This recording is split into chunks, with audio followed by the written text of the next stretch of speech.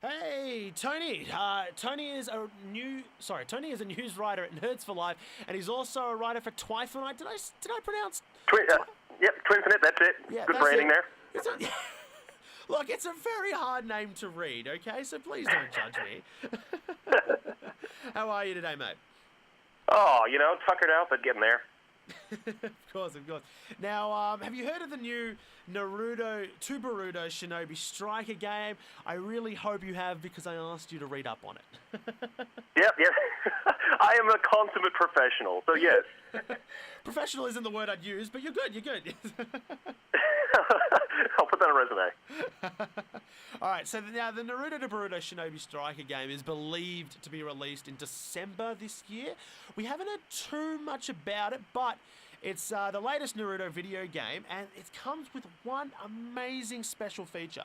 Now, we have never seen this in any of the Naruto games beforehand, and that is the ability to customize your characters. It's the first time we've ever seen it, isn't it? Yeah, no, absolutely. And basically what makes this game so fantastic is, I don't know about you, but I know that you're pretty good when it comes to wrestling. You do like your wrestling games. Now, how good is it when you can just create your own pro wrestler? Make him with, tattoos, weird facial features. You can make him blue sometimes, Oh, yeah. It's just great. Now, imagine introducing that to the ninja world. Yeah, it looks pretty thrilling as far as the customization goes. The only unfortunate thing is that now that means everyone's original characters are going to be effectively canon. Of course. Which will lead to a lot of dire fan art. Well, see, the thing is, it was introduced in the Dragon Ball video games, in Dragon Ball Xenoverse 1 and 2.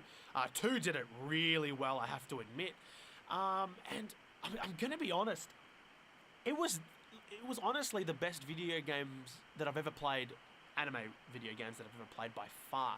The fact that you're able to not only improve your Saiyan's abilities or your character's abilities, but you're able to just the way they looked, the way they acted, the styles they fought in.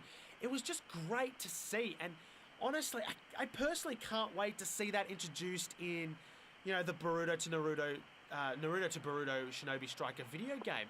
I'm going to buy it purely because of this feature. Have you had a chance to try the open beta at all, or? I did, and the gameplay seemed kind of cool. What I liked is that I was able to really, enjoy playing with friends. There's a 4-on-4 team-based gameplay, and personally, I love it. Also, the ninja battle action is great because it's open world, so it's an open world fighting game. I really don't like those two-dimensional Street Fighter-like fighting games, and that's why I don't like Dragon Ball FighterZ. So I do like that open movement in the fighting. The only concern I have as far as the open world goes is the mechanics at this point seem a little bit shonky at times. Of course. Like and look, it's early days. It's allowed to be. But, the running speed's a bit questionable because you don't want everyone, all hunkered down in the one area. Healers are a bit redundant at the moment. No, I hear you. It's like real life. I run up the wall, and I often die. Yeah, I want to run up the wall and not die, That's why we play a video game, isn't it? Yeah, preferably. Now, by the way, thank you, Tony, for joining us. He'll be on Nerds for Life, and he'll be talking about some Nintendo news this week, huh? Oh, I guess. Yeah, guess. Yeah, probably. Yeah, probably. Tony is our resident Nintendo expert. Thank you, Tony, for joining us, and you'll be back next week. Not a problem, man.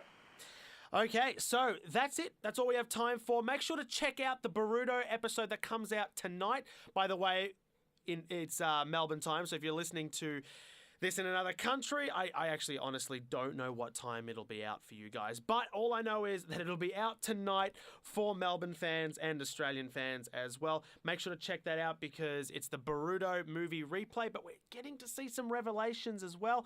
As you know, the Outski members are attacking, and we've got to see a new character as well last week, and Tenario Outski mentioned that he did something to Boruto. We don't know what he did, but we know he did something to tamper with him. I assume it has something to do with his eye, personally. That's all we have time for. Make sure to follow us on Facebook, Instagram, Twitter, Pinterest, Tumblr, Tinder, all of them. We're on every single form of social media you could possibly think of. We're even on Weibo. So honestly, just type in Nerds for Life. That's Nerds, the number 4, Life. And make sure to give us a like and check out our website at nerdsforlifeblog.com. Don't forget the blog at the end of that. I'll be back same time, same place next week. Thank you for listening, guys.